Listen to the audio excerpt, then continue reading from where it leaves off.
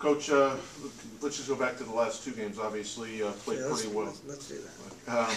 Just can you sense some momentum, or is momentum not a word you use? Well, it's good that we took care of home floor last week.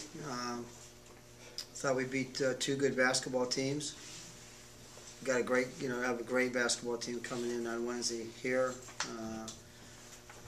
A team that starts 5 seniors that's been through it all. But I was very pleased with how we performed last week, and especially how we guarded. I thought we had 2 great games in terms of defending, and offensively we did enough to get 2 good ones. You talked. You talked last week about being able to handle the moment, playing a big game in front of a big crowd. How much of a step forward to doing that was this past weekend, especially on Saturday? It was positive, Jim. I mean, I'm not, I don't. I've never been able to deal well with any of the, psychological or whatever that kind of stuff is. I know that I thought that we were very, very good, very, very well focused in our practice. I thought our guys were very, very serious about, the scouting report and getting information and taking guys' strengths away and those kind of things, and which has been a steady positive for us on the road. And we just saw that focus. I think they felt like they had something to prove this week with, last week I should say, with Wright State coming in as tied for first in the league, and then obviously we knew, Cleveland State's a great defensive basketball team. So it was good to see our focus good in terms of our preparation, and I thought our guys did a great job, like I said, at the defensive end of the floor, guarding their guys. Coach, you spoke last week about getting your team up for big games. Is the message still the same heading into the Valparaiso game? I don't think I ever talked about getting our guys up for the big game. I don't think that was ever mentioned. Keeping our focus in big games. There's a huge difference. One's emotional and the other one's mental in approach and with purpose.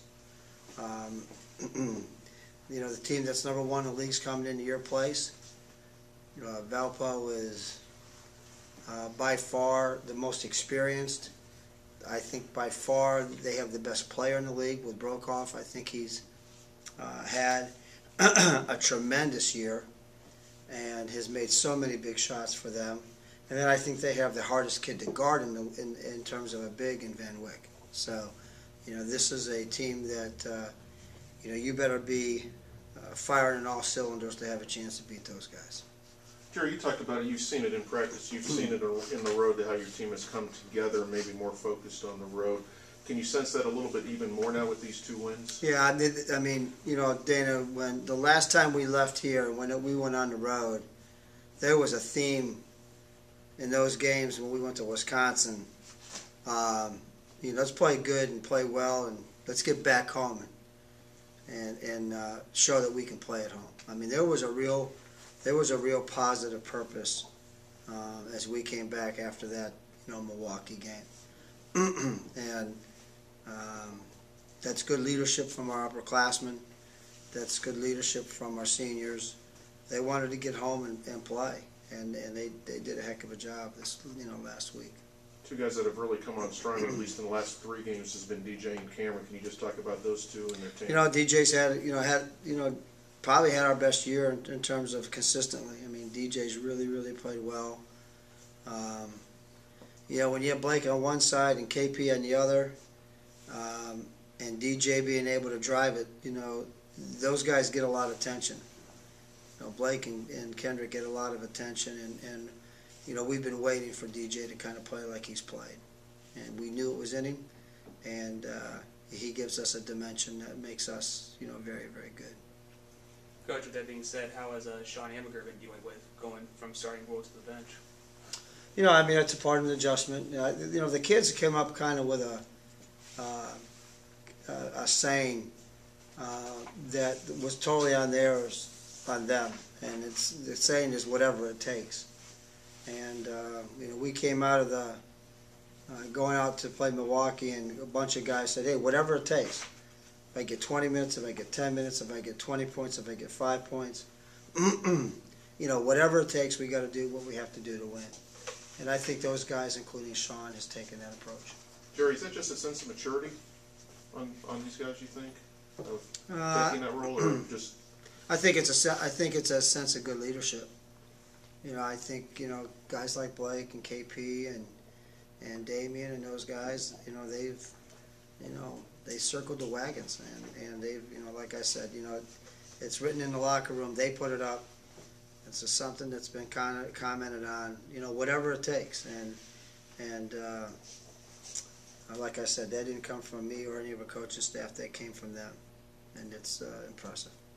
Coach, with Cam coming on and Damien, you know what you're going to get from him. I guess, how confident are you of your ability to match up with really anybody as far as on the front line? Well, I mean, we're going to find out this week because they got the best 4s and 5s in the league. Brokoff and Van Wyck are great basketball players. We think our guys are pretty good too. So, those guys have played really, really well our last couple of games, and we need them to play well for us to be successful. How do those two guys complement each other?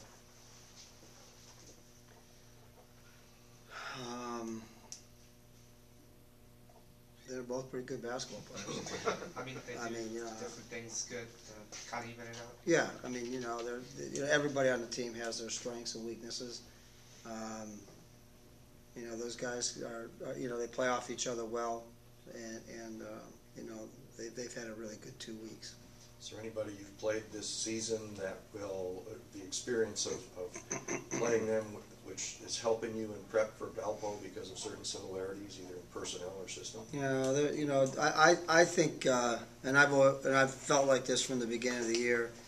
I kind of felt like Valpo was had the best senior class, the most experience, had really good players. I feared that they would run away with the league a little bit. They've obviously had a couple of really good wins where they've come back and taken wins away and won in the last 2 to 3 possessions and showed their senior leadership. And I felt from the beginning of the year it was kind of them, and then everybody else was going to be chasing. And you obviously get a chance once a year to get them in your building. Sure. So that's a big good. With that being said, as you look at the conference standing, it's Valpo, then 2 games behind. There's like 4 or 5 teams all bunched up.